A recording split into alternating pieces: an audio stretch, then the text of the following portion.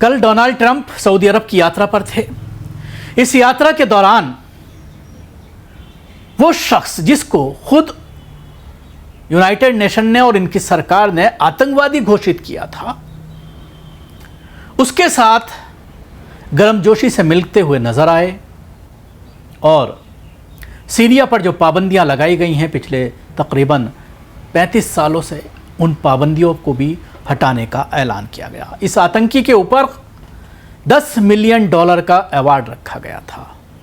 लेकिन इसके बाद आप आसानी से समझ सकते हैं कि ISIS हो या और वो तमाम आतंकी संगठन जो मिडिल ईस्ट में चल रहे हैं, उन तमाम आतंकी संगठनों का सरगना अमेरिका है। अमेरिका के जरिए ही इन तरह की तंजीमें बनाई गई हैं, इस तरह के आतंकवादी संगठन बनाए गए हैं और उनकी लगाम अमेरिका के हाथों में है।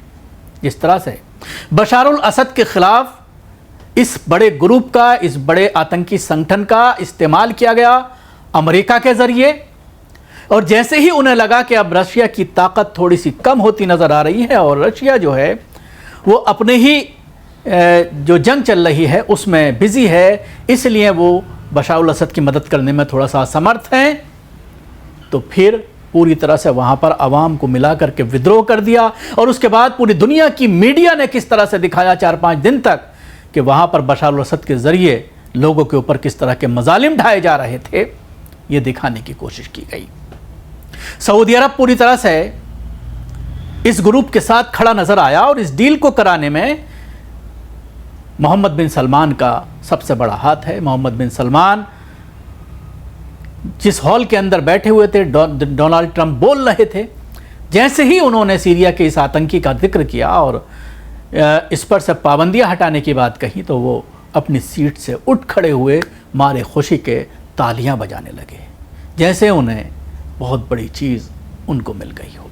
अब सवाल इसके साथ ये खड़ा होता है कि क्या बिन सलमान, जो एक कितने बड़े आतंकी संगठन से ताल्लुक रखने वाले आतंकी को सत्ता दिला सकता है एक पूरे देश की, उस पर से आतंकवाद का तमगा हटा सकता है, उसके ऊपर से आतंकवाद का जो कलंक लगाया गया था उसको हटा सकता है और तमाम पाबंदियों को भी हटवा सकता है अमेरिका से, तो क्या वो फिलिस्तीन में जो पिछले कई महीनों से बच्चे भूखे मर रहे हैं, 2 दिन से जो यूनाइटेड नेशन की रिपोर्ट्स आ रही हैं, यूनेस्को की जो रिपोर्ट्स आ रही हैं, वो दिल दहला देने वाली हैं कि तकरीबन 90 दिनों से एक दाना फिलिस्तीन में बच्चों को, महिलाओं को, बुजुर्गों को खाने का नहीं पहुंचा है।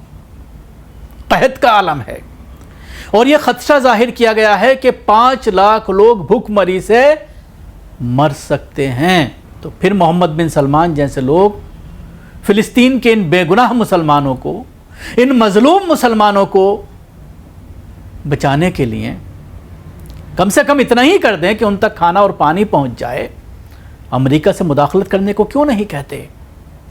बड़े दावे किए जाते हैं सऊदी अरब के जरिए कि इतने $1 मिलियन हमने फिलिस्तीन की मदद के लिए भेज दिए हैं, लेकिन वो मदद कहां जाती है, किस ग्रुप के पास जाती है, उसका इस्तेमाल कहां पर किया जाता है, ये दुनिया जानती है, इसको बताने की ज़रूरत नहीं है। लेकिन उस पर, इस मामले पर, जिनको वो अपना भाई कहते हैं, अरबी भाई कहते हैं फिलिस्तीनियों को, ज़बान और तहजीब तकरीबन सऊदी अरब से मिलती हुई है फिलिस्तीन की, लेकिन उनको बेयारो मददगार छोड़ दिया गया है। जहाँ पर सऊदी अरब को ये लग रहा है कि इन देशों से उसका नुकसान हो सकता है, चाहे वो ईरान हो, चाहे वो सीरिया हो, इन तमाम देशों पर वो तसल्लुत चाहता है और उनसे या तो दोस्ताना तरीक़े से या फिर अमरीकी लोगों को उस देशों में बिठा करके उनको, उनके हाथों में सत्ता दे करके अपने आप को बचाने की कोशिश की जा रही है। ईरान ज़बरदस्त हामी था, बशारुल असद का मदद की जा रही थी, लेकिन ईरान को भी घुटने टेकने पड़े अमेरिका के सामने। और जब इस आतंकी को, जिससे आज ये हाथ मिलाते हुए नज़र आ रहे हैं, जब उसको जो है सत्ता सौंपी गई, उसको कारगुजार सदर बनाया गया सीरिया का, तो उसके बाद से सऊदी अरब सबसे बड़ा हामी बनकर उसका निकला और हमारे देश में भी जो एक बड़ा सऊदी समर्थक जो ग्रुप है वो बड़ी तालियां बजा रहा था जब इस शख्स के हाथ में सत्ता आई, बशार अल असद को भगा दिया गया और वो ये कह रहा था कि जुल्म का ख़ात्मा हुआ है। लेकिन अब आप अंदाज़ा लगाइए कि किस तरह से लाखों मुसलमानों को कुर्बान करने के बाद, उनको शहीद करने के बाद सीरिया में, जिसका ज़िम्मेदार ये शख्स भी है, अमेरिका भी है, क्योंकि अमेरिका जो विद्रोह ग्रुप है उसको पूरी तरह से आर्थिक और हथियारों के ज़रिए मदद कर रहा था। तो डोनाल्ड ट्रंप अपने दूसरे कार्यकाल के पहले आधिकारिक विदेशी दौरे पर मिडिल ईस्ट में हैं और एक साथ कई सामरिक समीकरण बदल रहे हैं, नए गढ़ रहे हैं। डोनाल्ड ट्रंप ने बुधवार 14 मई को सऊदी अरब में सीरिया के अंतरिम राष्ट्रपति अहमद अल शरा से मुलाकात कर इतिहास रच दिया है। इस दौरे पर उनकी सभी बैठकों और बातचीत में से राष्ट्रपति ट्रंप की ये बैठक यकीनन सबसे महत्वपूर्ण थी और इसने मध्य और पश्चिम एशिया के राजनीतिक परिदृश्य को नया आकार दिया है।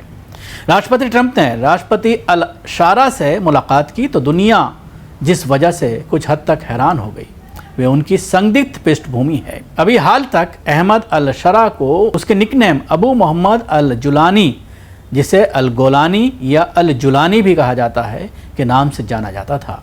वे एक संयुक्त राष्ट्र द्वारा प्रतिबंधित और अमेरिकी द्वारा नामित आतंकवादी था।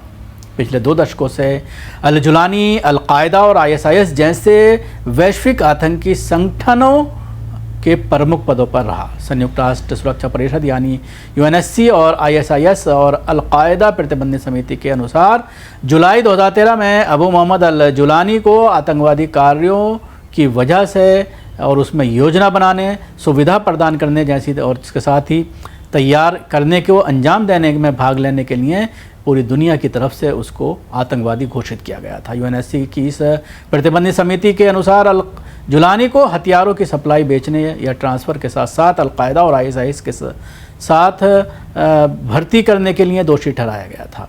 पाया गया था कि उसने उस समय के अलकायदा प्रमुख ऐमन अल जवाहरी और बाद में तत्कालीन ISIS प्रमुख अबू बकर अल बगदादी के साथ सीधे जो है उनसे संपर्क में था। 2011 में जब सीरिया में रूस और ईरान समर्थित असद शासन के खिलाफ विद्रोह हुआ था तब अबू बकर अल बगदादी ने अल जुलानी को इराक और सीरिया में अलकायदा के लिए एक फ्रंट बनाने या तैयार करने का निर्देश दिया था। 2012 में अल जुलानी ने अल नुसरा फ्रंट की स्थापना की, जिसे आधिकारिक तौर पर जबात फ़तेह अल शाम के नाम से जाना जाता है। ये संयुक्त राष्ट्र द्वारा नामित आतंकवादी समूह है जो आधिकारिक तौर पर सीरिया में अलकायदा की शाख बन गया। तब तक सीरिया में विद्रोह जो 2011 में शांतिपूर्ण विरोध प्रदर्शन के साथ शुरू हुआ था, तत्कालीन राष्ट्रपति बशार अल असद की बाशिष्ट तानाशाही के खिलाफ बड़े पैमाने पर विरोध प्रदर्शन के साथ एक क्रांति में बदल गया था। रूस और ईरान के समर्थन वाले असद शासन पर निशाना साधा गया। 2017 में जबात अल फ़तेह शाम ने खुद को हयात तहरीर अल शाम या HTS के रूप में रीब्रांड किया। उसका मुख्य उद्देश्य बशार अल असद के नेतृत्व वाले असद शासन को उखाड़ फेंकने और एक इस्लामी खलीफा स्थापित करना था। इन सालों में सीरिया में क्रांति एक पूर्ण गृह युद्ध में बदलने से पहले एक सशस्त्र संघर्ष में बदल गई और धीरे धीरे पूरे देश में अपनी पकड़ बना ली थी। नवंबर 2024 में अल जुलानी ने HTS के नेतृत्व में अचानक और बड़े पैमाने पर हमला किया। इसके बाद असद शासन ने अपने सबसे मजबूत गढ़ वाले शहरों सहित बड़ी ज़मीन तेज़ी से खो दी। 8 दिसंबर 2024 को बशार अल असद रूस भाग गए और 53 सालों तक देश पर सख्ती से शासन करने वाला असद शासन का पतन हो गया। मॉस्को भी सीरिया में बशार अल असद के बचाव में कुछ नहीं कर सका क्योंकि रूस की अधिकांश सेना यूक्रेन मोर्चे पर लड़ाई लड़ रही थी।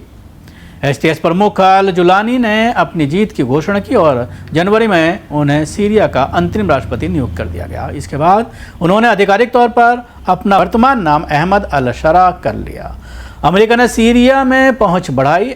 अहमद अल शरा के साथ डोनाल्ड ट्रंप की मुलाकात पर विवाद बढ़ने का दूसरा कारण यह है कि अमेरिकी राष्ट्रपति ने घोषणा कर दी है कि सभी प्रतिबंध हटा दिए गए हैं जो 1979 से लगे हुए हैं।